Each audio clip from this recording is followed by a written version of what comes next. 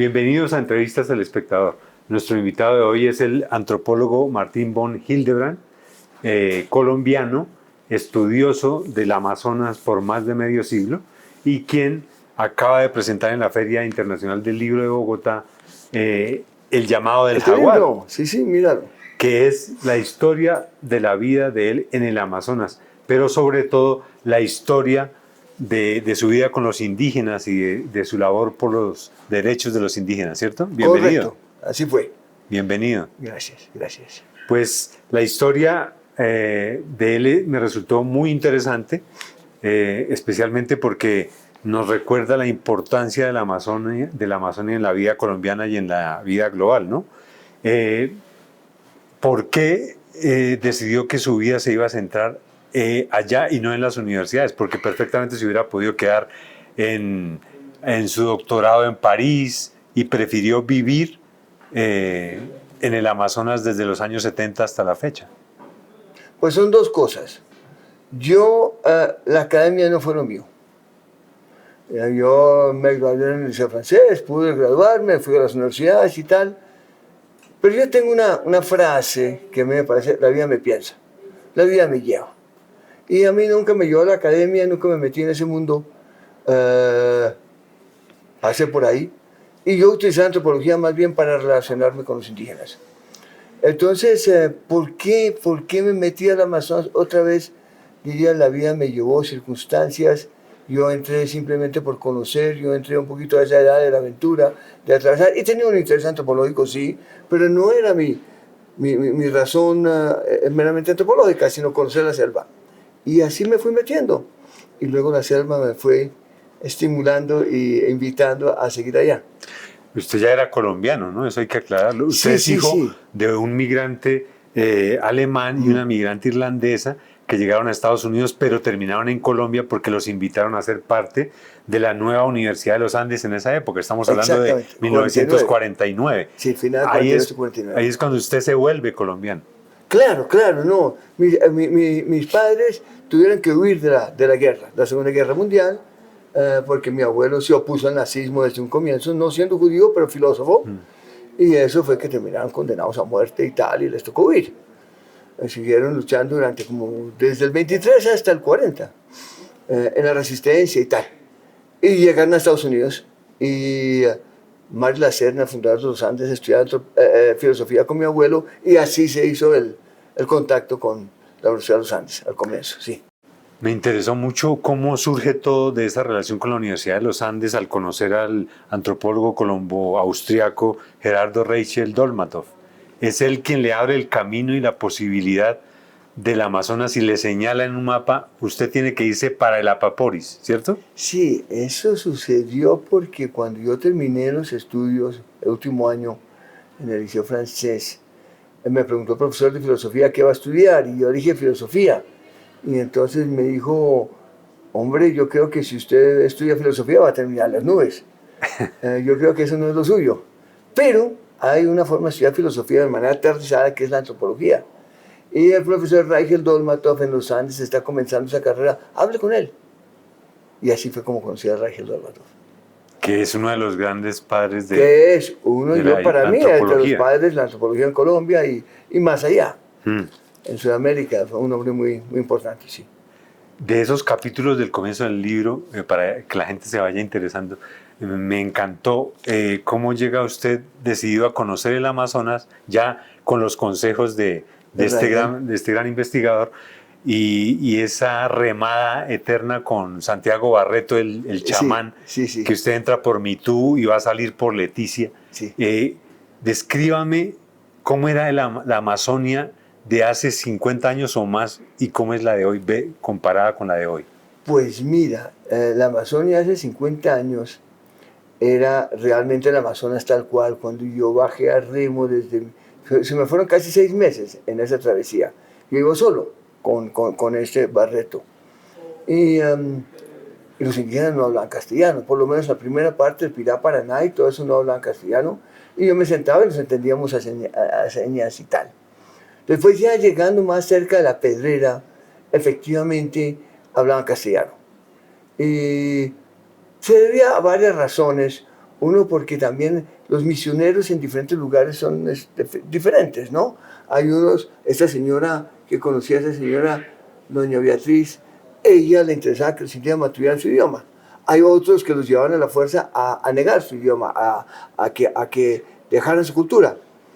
Y también los caucheros, porque los caucheros no entraron tanto al Pirá. El Pirá es difícil de navegar, el Pirá tiene muchas cachiveras, muchos chorros, muchas caídas de agua. Entonces ahí se refugiaron muchos indígenas por la cauchería, la famosa cauchería de la Casa Arana, la famosa cauchería de la Chorrera. Y de esa parte que venía obviamente de Manaos, del río Amazonas, de ahí entraba toda la explotación del caucho. Entonces subió hasta el río Caquetá. Del Caquetá para arriba comienza a haber un refugio de indígenas y algunos hablaban castellano, pero a medida que uno iba más hacia el norte, hacia donde estaban más caídas de agua, la gente no hablaba castellano.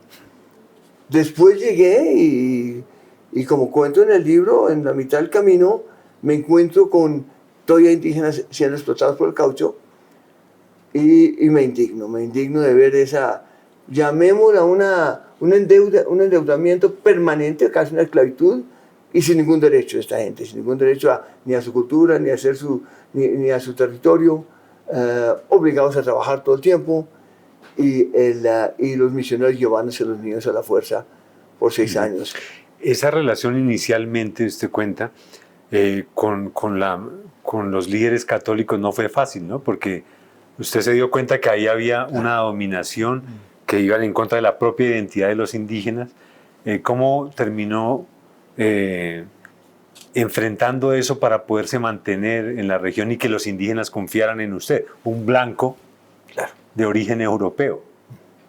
Pues mira, son preguntas, ¿cómo terminé enfrentado? Es fácil de ver tal vez. Me indignó. ¿Y por qué me indigna? ¿Por el maltrato de los indígenas? Sí. Pero también mi sentimiento, mire, esta es mi cultura. Yo me crié como católico, no es que fuera practicante, pero por los valores y por el catolicismo, el cristianismo que predomina en nuestra cultura. Obviamente me crié también en ese mundo del trabajo y del empleo, etcétera, etcétera, y de golpe veo este maltrato, es prácticamente esclavos, por obtener a veces un machete, una hacha o alguna cosita. Y estos misioneros, que si ellos hubieran estado simplemente contando de la Biblia a los indígenas y dando ejemplo de bondad, yo no me opongo. Es un mito más. Los indígenas tienen mitos, los blancos tenemos mitos. Que nosotros los consideramos verdad, pues ellos consideran los mitos de ellos verdad. Pero eso no sería un problema. Pero que los llevaban a la fuerza, a los niños muchas veces los amarraban para llevárselos. No nos dejaban salir. Les maltrataban en el colegio. Es decir, era horrible, era esta idea. Claro que ellos seguían un contrato que tenían con el gobierno. Ellos tenían un contrato, la educación contratada. Pero una cosa es que uno tenga un contrato y quiere educar, y otra cosa es que lo haga hacer de una manera violenta, de una manera despiadada. Y entonces eso me indignó. Pero era una época en que había una tendencia, estamos hablando de los comienzos de los 70, 71, donde era muy fuerte una izquierda marxista entre la juventud, y entonces los antropólogos que llegaban, los curas trataban de descartarlos, diciendo, es que son marxistas, son comunistas. Entonces yo me cuidé. Entonces yo no me dejé.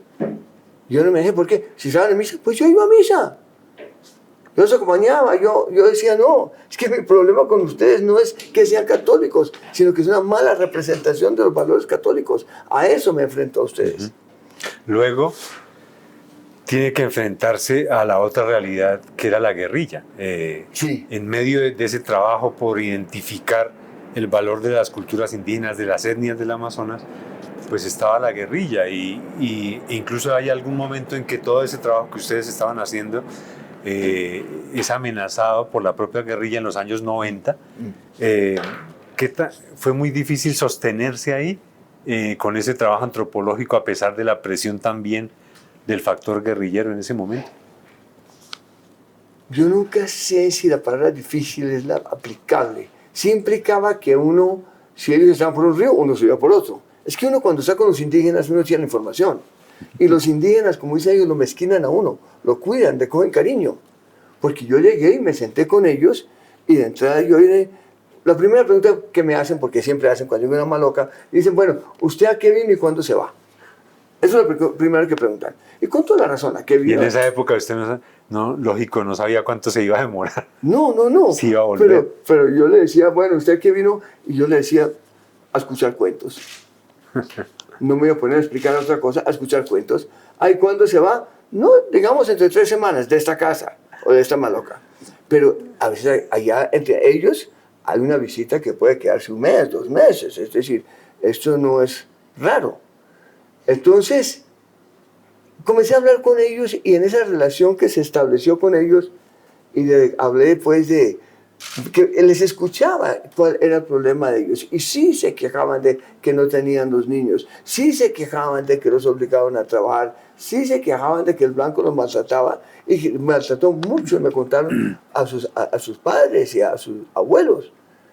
Y como yo comencé a hablar de eso y cómo coordinar y qué podíamos hacer para buscar una respuesta conjunta, me cogieron cariño, me cogieron confianza. Mire, el indígena cuando te escucha, más que escuchar tus palabras, está mirando tu energía, te está mirando los ojos, te está analizando. Yo he tenido relaciones, por ejemplo, me acuerdo una vez con Rafael de Tuama, hacía 20 años no lo veía, habíamos tenido una buena amistad. ¿Él es de qué etnia? De Tuama. Ah. Y habíamos tenido una buena amistad. Y un día me mandó razón, Martín, quiero hablar con usted. Y me demoré un poco, pero fui, porque de todas maneras yo estaba en Bogotá, era correr al río, era subir, era ya en los 90, a finales de los 90, y luego caminar 3 días por la selva y todo para hablar con él. Y cuando me sentó a hablar con él, me dijo, Martín, usted cuénteme cómo pensó y con quién habló hace tanto tiempo, hace 20 años. Yo le conté. Y me hacía 4 preguntas o 5 preguntas sobre esa época. Y eso, Martín, eso es lo que yo quería hablar con usted. Y yo dije, pero qué. Todo este viaje para decirle que con quién hablé, si él sabía y él estaba ahí. Y después me di cuenta que es que cuando uno habla, es mucho más fácil captarle la energía y ver el fondo de la persona. Y el tipo también para eso, porque usted es el mismo de aquella época. Yo quería ver, había gente que dijo que usted había cambiado, había hecho plata y se había ido. Yo veo que usted es la misma persona de hace 20 años. Eso es lo que yo quería saber. Y usted puede contar conmigo en todo el trabajo que sigue aquí para adelante. Qué bueno. Entonces, sí, ellos lo ven a uno, ellos ven la energía, ellos ven la persona cómo habla. Sí. En el libro usted cuenta todo ese proceso, cómo pasa de esas percepciones a un trabajo ya más profundo que lo lleva a ser el director de Asuntos Indígenas del gobierno de Virgilio Barco en el gobierno de él, ¿no? Estamos hablando ya... Correcto. Pues mira, de 1986 a 1990. Sí, yo pasé unos prácticamente 8 años en la selva con ellos. En los años 70, porque entonces finales 71 hasta el 80. Y ahí nos metimos a discutir toda esta temática, hicimos los estudios de los territorios, porque la idea original, cuando yo les dije, a ustedes hay que pues hablamos de qué se podía hacer, y yo dije, lo primero es que le reconozcan que la tierra es de ustedes. Y de ahí reaccionaron y dijeron, la tierra no es nuestra, la tierra es de los espíritus, de los pájaros, de los animales. Y luego de discutir eso con los chamanes que ellos por la noche meditan y consultan los espíritus, dijeron, no, sí, la tierra es de los espíritus, pero Martín, si dicen que se hizo papelito, pues que Martín vaya y busque el papelito. Y desde un comienzo hablé, vamos por 20 millones de hectáreas. Entonces hicimos ¿Qué es el tamaño, para que la gente se haga la idea de la dimensión? Es el tamaño del llamado predio Putumayo, ¿no? No, el predio Putumayo es la tercera parte. La tercera parte es... 6 millones. ¿Y cómo se logra que se les titule de verdad como propiedad colectiva? Exacto. Es que mire, había una persona de Lincora, Roque Roldán, un abogado, que había dado toda la importancia legal a los resguardos, que eran que es una a quien forma usted española, dedica el libro. Pero usted le dedica el libro. Yo le dedico el libro, porque él fue una persona muy importante y yo creo que tiene un gran mérito. Fue para mí, el indigenista más importante que ha tenido el país. Y realmente él hizo una lucha enorme para que a los indígenas de todo el país se les reconociera la tierra y el territorio, y a mí me acompañó en todo este camino, en ese mundo legal, me orientó, me ayudó muchísimo. Entonces, él ya había hecho un esfuerzo grande para reconocer los resguardos, sobre todo en el Cauca. Los que lideran políticamente son los del Cauca y son los del Nariño. Esos son los movimientos que lideran, y luego un poco la Sierra Nevada, pero los verdaderos luchadores vienen al Cauca, tradicionalmente. El Amazonas todavía no hablaba de resguardos. El Amazonas no estaba en la lucha. Había un poquito, un toque allá en el predio Putumayo, pero muy poco. Y ya en los ríos en que yo venía, nada. Entonces, hablando de los 70, años 71. Y entonces, viviendo con ellos, y hablo de las tierras, tenía claridad también, y hablando con mi amigo Roque Roldán, de la necesidad de los derechos que sean reconocidos, las leyes, y luego un gobierno autónomo. Y me puse esta agenda, que se me fueron 55 años, pero me puse esta agenda. Y en esa agenda hablamos de las tierras, hicimos los estudios, no los archivaron en la junta directiva del INCORA, y cuando hice el doctorado volví a Colombia, fue cuando Alfonso López Miquelsen me propuso que lo acompañara en la campaña, y porque él estaba buscando la presidencia de nuevo. Y él tuvo una cierta incidencia en los ministerios y tal, porque yo le pedí para que se movieran y salían estos resguardos, los primeros 4,5 millones de hectáreas. Y después yo en el gobierno seguí, porque yo ya quería estar en el gobierno para hacer una realidad lo que habíamos acordado con los indígenas, volverlo, por ejemplo, etnoeducación, qué se puede hacer, los territorios, qué se puede hacer, cómo podemos cambiar las leyes, etc. Y por eso me metí al gobierno. Pero el título colectivo se formaliza en el gobierno de Virgilio Barco. Exacto. Es decir, un título colectivo de 4,5 millones de hectáreas que logramos gracias al apoyo de Alfonso López Miquelsen. Y después otros 13,5 millones de hectáreas con Virgilio Barco. Y completamos 18, hoy en día ya hay 26. Okay. Seguimos trabajando en eso. Entonces, y luego yo participé en la OIT, en el convenio 169, y luego, de una manera menor, mucho menor, en la Constitución. Porque todavía estaba, la Constitución del 91, que es la base de los derechos indígenas actualmente. Exactamente. Pero fue muy importante la OIT porque sentó unas bases antes de la Constitución, y como cualquier convenio internacional sobre derechos humanos que se firma, tiene el alcance de algo constitucional, ¿no? Entonces, ya con las leyes y con el territorio, decidí montar la Fundación Gaia Amazonas para acompañarlos en montar su gobierno. Que sigue existiendo, ¿no? Usted la creó en 1990. Claro, en 1990. Y hoy en día, ¿qué sigue haciendo y con qué? Claro, hemos seguido adelante. Yo pensaba que podía lograr esto en 10 años y se nos ha ido 30. Un principio fundamental nuestro es que estamos acompañando. Son los indígenas que deciden, no llevamos respuestas, ellos las construyen. Porque es fundamental, no solo por democracia. Es que si ellos no la construyen, no se apropian. No sienten que es de ellos y no lo cuidan. Sienten que alguien trajo una idea. En el fondo, la agenda tiene que ser de ellos. Cuando la agenda no es de ellos, así sea en nombre del medio ambiente, es una especie de colonialismo. Es una imposición de afuera. Así sea por el bienestar del medio ambiente, así sea por el propio bienestar de ellos, y alguien les impone la agenda, estamos en el colonialismo. Tiene que ser la agenda propia. Pero gracias a esas titulaciones, gracias a los resguardos, gracias a la Constitución del 91, hoy en día se puede hablar de una autonomía real de los pueblos indígenas. Mira, como usted sabe, en la Constitución salieron las entidades territoriales indígenas, que son, el país se divide en departamentos, municipios y territorios indígenas, político-administrativo, de una gran importancia. Esto ha sido muy difícil concretarlo porque si se hacen los municipios existentes, tengo que quitarle al municipio para entregarle a la entidad territorial indígena, porque ya sería un traslape. Pero en el Amazonas, cuando crearon los departamentos, no crearon municipios. Entonces teníamos todo este gran territorio con un vacío político-administrativo. Ahí se están montando las entidades territoriales indígenas y ahí muy probablemente en 4 años estén completos y funcionen. Su total autonomía, con esto quiere decir su total responsabilidad. Es decir, ellos ya tienen montados sus consejos indígenas, están registrados, se entienden con el gobierno, hacen sus planes de vida, sí, son autónomos. Tan autónomos como puede ser cualquier persona en el marco de la economía de mercado. Que de todas maneras todos estamos sometidos a una regla de juego. Sí, parece lógico y como un proceso aparentemente fácil, pero es muy complejo. Por ejemplo, los factores de violencia siempre han estado ahí. Hablamos ya el de la guerrilla.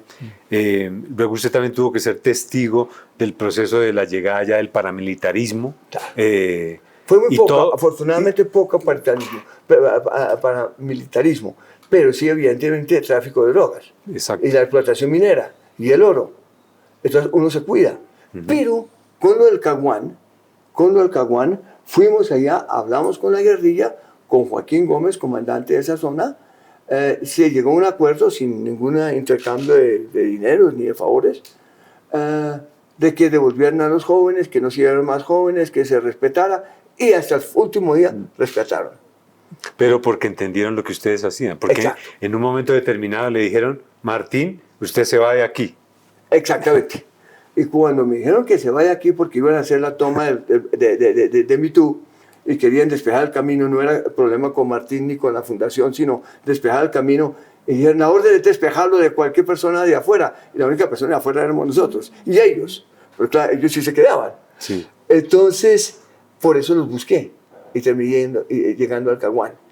Y allá, muy respetuosos del trabajo que hacíamos, muy respetuoso, decían en el fondo, eso que usted está haciendo es lo que hay que hacer, fortalecer las bases, fortalecer el pueblo para que convoque al gobierno y no sea el gobierno que se imponga. Otra batalla que le tocó fue la del oro. Por ejemplo, Sí. el capítulo sobre la lucha contra Cósigo, que es una de las multinacionales que ha querido sacar el oro de los ríos amazónicos, fue Exactamente. dura, ¿no? Fue una lucha dura. Sí, Colombia había abierto la posibilidad de que hubiera minería, Cósigo trató de sacar una licencia. Los indígenas se vieron amenazados, pero como el problema es que en Colombia y en muchos países latinos, o latinoamericanos, la tierra es de los indígenas cuando se reconoce, pero el subsuelo es del Estado. Entonces podían dar permisos de explotar la minería en el subsuelo. Entonces, los indígenas dijeron no, nosotros pensaron con los tradicionales, hicieron su meditación y dijeron, esta la perdemos. Esta gente va a entrar con plata, y si no es con trago, y si no es con armas, pero la perdemos porque oro es lo que hay. Entonces, ¿y por qué pueden entrar? Porque el subsuelo es la nación. Ahí está el problema. El problema no es esta gente, el problema es que hay una ley que dice el subsuelo es la nación. Eso es lo que tenemos que abordar. ¿Cómo podemos proteger el subsuelo? Entonces le habló y dijo, pues la única entidad que puede bloquear el subsuelo son parques nacionales. Digo, pues llamémoslos y trabajemos con ellos. Entonces hagamos un matrimonio, un traslape, y le dimos, pero ustedes se dan cuenta que es de por vida y va a ser un manejo conjunto. Y ellos dijeron, sí, pero vamos a pedir a parques que nos dejen manejar según nuestra propia cosmovisión, según nuestra visión de áreas sagradas, de calendario ecológico, de los rituales. Y se llegó a un acuerdo con parques. Se hizo un parque sobre el territorio indígena. Efectivamente, ellos lo manejaron, pero el parque le dijo, sí, pero a una condición, de que en 5 años, les damos 5 años para que escriban eso. Porque nosotros no podemos verificar si está funcionando a punta de rituales. Nosotros no manejamos rituales. Ellos dijeron, listo. Todos los viejos dijeron, pero no vamos a escribir eso nosotros. Lo escribimos con los jóvenes para que estar seguro que ellos respeten lo que estamos diciendo. O sea, la política nacional de parques naturales sí ha servido. Claro. ¿Usted estuvo detrás, por ejemplo, del parque de la creación del Parque Nacional Chiribiquete? No. El que estuvo metido ahí es mi hermano, que también lleva 50 años en el Amazonas, mi hermano Patricio, y él ha estado metido en todos los parques, o casi todos. No, los parques amazónicos. Pero esa política ha servido, ha sido eficaz, la de los parques. Depende, es que la política es eficaz. Es eficaz. Bueno, depende. Como concepto uno ya lo podía cuestionar. Porque si el concepto es yo protejo esto y dejo que el resto se explote, ya es, o que haya extractivismo fuera del parque, ya es un problema porque eso es un ecosistema y todo es interdependiente. Entonces, ya como concepto es un poquito complicado. Pero que la política de cómo se crearon los parques funciona, sí. Otra cosa es que es mucho más difícil defender un parque cuando usted tiene 10, o depende del tamaño del parque, 10 o 20 agencias, personas cuidando el parque, a una cuestión indígena donde usted tiene 1000 personas viviendo allá y que ellos controlan y tal. Entonces los indígenas controlan más y cuidan más los territorios porque son mucho más gente y tienen una visión que es muy importante. tienen una visión de que ellos son naturaleza y que la naturaleza se cuida como se cuida un pariente y que por lo tanto tiene que tener una relación íntima con la naturaleza. Entonces, ese esfuerzo de que la naturaleza es sagrada los pone en una relación muy diferente a la nuestra, que somos más técnicos científicos, que la naturaleza se estudia, pero es un objeto. Observamos la naturaleza, no somos naturaleza. De esos gobiernos, estoy hablando de la época Barco, hacia acá, ¿qué otros presidentes han hecho algo por el Amazonas o se les ha olvidado el Amazonas? El último, yo he tenido el apoyo de 3 presidentes. López, Barco, muy importante, y Santos, Juan Manuel. Y Juan Manuel lo que sí hizo fue, por una parte, promover y sacar un decreto presidencial, un decreto constitucional, para formar los gobiernos indígenas como entidades territoriales indígenas, porque esto no ha sido aprobado por el Congreso. Entonces, sí, el poner a funcionar los territorios indígenas es con lo que estamos trabajando hoy en día, porque el Congreso no ha sacado todavía la ley orgánica para la implementación desde el 90. Y también yo lancé hace como 10 años una idea de también proteger el Amazonas desde los Andes hasta el Atlántico. Son 260 millones de hectáreas, 5 veces Francia.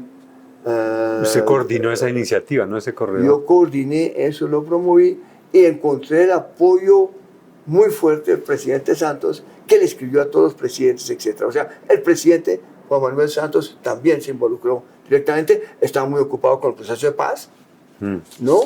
Entonces no podía dedicarle todo el tiempo, ni mucho menos, pero sí se involucró y escribió cartas y apoyó decretos y tal. Pero me contaron que usted es candidato a dirigir la organización del Tratado de la Cuenca Amazónica, que el gobierno Petro lo propuso y que están buscando el respaldo de Brasil. ¿Eso es verdad? No, pues sí es verdad, sí es verdad. Es verdad, pero tenemos un problema, que la decisión es unánime. No hay ningún problema conmigo. Pero el Perú no ha querido dar su voto a favor, porque tiene unas diferencias con Petro. Entonces es como más bien decir, no queremos que Colombia asuma lo que a Colombia le toca como turno. Y eso está bloqueado, que es un problema grave, porque estamos en un momento histórico de gran importancia, no solo por el presidente Lula y el presidente Petro, que son sensibles a la conservación del medio ambiente, sino porque es importante, porque tenemos la COP16 en octubre, luego el próximo año la COP30, tenemos momentos históricos, y ambos en el Amazonas, 2 en Colombia, con la cumbre de presidentes el próximo año. Es importante este momento, y estamos perdiendo tiempo. ¿Pero para qué sirve en concreto la organización del Tratado de la Cuenca Amazónica? Pues esa es una muy buena pregunta, porque para mucha gente no sirve. Eso no puedo decir que no sirve, estoy un poquito exagerando, pero sí existe no me acuerdo si es desde los 70, y estaba manejado por las cancillerías y hacía cosas menores. Pero en Belém do Pará el año pasado se reunieron los 8 presidentes y le dieron mucha importancia, porque dijeron, tenemos que evitar el punto de no retorno, el colapso del Amazonas. Tenemos que parar la deforestación, tenemos que fomentar la restauración, tenemos que hacer alternativas económicas que no sean extractivistas, tenemos que mirar la seguridad regional. Entonces, le dieron todas esas funciones a la UTCA, al Tratado de Cooperación Amazónica, que me tocaría, o que me va a tocar, coordinar. Y es el único instrumento que reúne a los 8 países para que cooperen y construyan. Eso hoy en día es de gran importancia. Ajá. Pero en ese momento era una cosa de menor impacto, mucho menor impacto. Pero en la selva la realidad es la deforestación y las mafias. O sea, ¿de qué dimensión son mafias de madera, mafias de minería, disidencias de la antigua guerrilla, narcotraficantes con muchos nombres? Hay quienes me preguntan inclusive, hombre Martín, ¿qué es peor de todas estas mafias que usted dice? Y el problema es que todos son el resultado de una visión del mundo. Todos son el resultado que nosotros creemos que la naturaleza es una colección de objetos que podemos explotar para nuestro bienestar. Entonces, como nosotros vemos que es una colección de objetos, lo explotamos para nuestros planes de desarrollo, para nuestro bienestar. Mientras que los indígenas lo ven como una comunión de sujetos, todos son sujetos, y por lo tanto hay que cuidarlos, porque es una comunidad a la cual pertenecemos. Si nosotros creemos que esa visión economicista de desarrollo, de explotar los recursos naturales, lo hacemos con minería, lo hacemos con la madera, lo hacemos con ganadería, son diferentes formas. Entonces, el problema de la destrucción del planeta, el problema que tenemos no se resuelve con ciencia y con tecnología. Son importantes, colaboran, sí, pero el problema es ético. ¿Quiénes somos? ¿Cuál es nuestra relación con el medio ambiente? ¿Cómo podemos vivir como una comunidad? ¿Cómo nos podemos acercar de nuevo a la naturaleza? Y la ciencia es importante, pero el problema se resuelve en la conciencia. ¿Quiénes somos? Y para eso los indígenas llevan miles de años haciéndolo, con la misma inteligencia que nosotros. ¿No? Miles de años profundizando en la relación con el medio ambiente y las relaciones sociales. Pero, entonces son pensamientos de futuro, nos pueden inspirar para que volvamos a la naturaleza. Los indígenas no son primitivos, son seres humanos tan antiguos como nosotros y que nos pueden inspirar. Pero esos capitales que mueven la deforestación, ¿de dónde salen? Porque son inmensos para arrasar lo que arrasan al año de la selva amazónica. ¿Usted sabe? Le toca preguntarle al DAS. El DAS ya no existe. O bueno, ¿cómo se llama? ¿Qué es lo que existe? Era SIC antes, pero ¿no? son capitales que mueven muchas cosas, ¿no? O sea, hay quien dice que es de narcotráfico. Hay quien dice. Pero yo no tengo ni idea de dónde sale esa plata. Yo no tengo ni idea, pero estoy seguro que hay gente que sabe. Ahora, hay otro negocio que no quiero que se me pase preguntarle, es los bonos de carbono. Ahora, no, que eso es lo máximo. ¿Eso en realidad sí puede beneficiar a las comunidades amazónicas o puede ser un arma de doble filo? Ambas cosas. Puede beneficiar si eso está debidamente reglamentado y si hay una participación real tanto en los beneficios como en la toma de decisiones. Y que los estudios que se hagan no sean amañados. Por ejemplo, que no digan aquí paramos la ganadería y no hay ganadería. O aquí paramos la explotación comercial de los peces y no hay. Sí. Entonces, el problema es que para los negocios con el mercado voluntario es un negocio. El que invierte ahí está haciendo un negocio, que los indígenas cuidan, que él cobra por evitar deforestación y que eso vende esos bonos. Es un negocio. No es una preocupación ni por el medio ambiente, ni es una preocupación por el bienestar de los indígenas. Los indígenas se tienen que organizar muy bien con sus planes de vida, que haya transparencia, etc. Y tiene que haber reglamentación y un control también del gobierno. No puede ser solo la empresa privada. Y combinando esto, obviamente que es una plata que puede entrar y puede ayudar. Usted puede decir hoy que pues su vida, la mitad transcurrió en contacto con los indígenas. ¿Su espíritu también es indígena? Usted tiene hasta un hijo bautizado por los indígenas, ¿no? No, ahora todos. Y ¿todos? mis nietos también. ¿Los lleva o cómo es? Sí, los llevo a la maloca y los tradicionales los bautizan a todos. Y eso es todo un ritual. ¿Toda la familia está bautizada? Y mis 6 nietos también. Que si yo tengo espíritu indígena, yo he asimilado muchas cosas de los indígenas y he aprendido y me han cambiado mi forma de ver el mundo. Sí. Te voy a dar un ejemplo. Por ejemplo, de lo que yo he interpretado, porque hay que entender que uno cuando aprende, uno interpreta. Todos interpretamos lo que aprendemos. Entonces, según lo que yo he aprendido con ellos, no existe el bien y el mal como lo vemos nosotros, sino existe el orden y el desorden. Hay un orden primordial y luego ese hay que cuidarlo, la naturaleza, y somos parte de ellos, ese es el principio. Y luego puede haber un desorden. El desorden es el que crea el problema. Porque es como una pieza de un rompecabezas. Cada pieza es diferente, cada pieza es un color diferente, todo lo que usted quiera. Pero tiene un lugar. Y coge el valor cuando se ve en el rompecabezas y está acompañado en rompecabezas. Así es todo en la vida, todo tiene su lugar, ¿no? El chamán se pasa la vida acomodando, porque tiene que volver a poner. Cuando digo desorden, en una matera, por ejemplo, usted es una mata con su tierra, vosotros esa tierra al piso y es mugre, está fuera de lugar.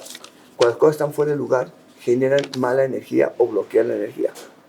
Entonces ya no es bien y mal y mucho más, es que hay un total mal, un total bien, no. Todo es un continuo entre el orden y el desorden. Y todo es importante en la vida, todo tiene su lugar, pero hay que saberlo ubicar. Entonces ya es una visión diferente. Bueno, y para terminar, ¿qué siente haber seguido el rastro de esos expedicionarios como Schultes, como Humboldt, como Mutis, y haberle mostrado el camino a otros actuales como Wade Davis, que es quien escribe el prólogo? Sí, sí. ¿Qué siente cuando pone ese espejo retrovisor? Que espero que la vida haya sido tan lindo para ellos como fue para mí. Realmente la selva es muy bella. No es para todos, pero es muy bella. Los ríos, la gente, los indígenas, es muy bello. Y yo creo que por eso se enamoraron, enmariguaron, porque realmente es especial la selva. Pero uno tiene que entender que uno es un humano más con ellos y compartir. Pero muy lindo. Bueno, Martín von Hildebrand, no olviden leer El llamado del jaguar, y sobre todo el llamado que es a concientizarnos de la importancia del Amazonas en nuestra vida. Gracias, Martín, por estar. Gracias. Gracias a ustedes por seguir Entrevistas El Espectador. Gracias.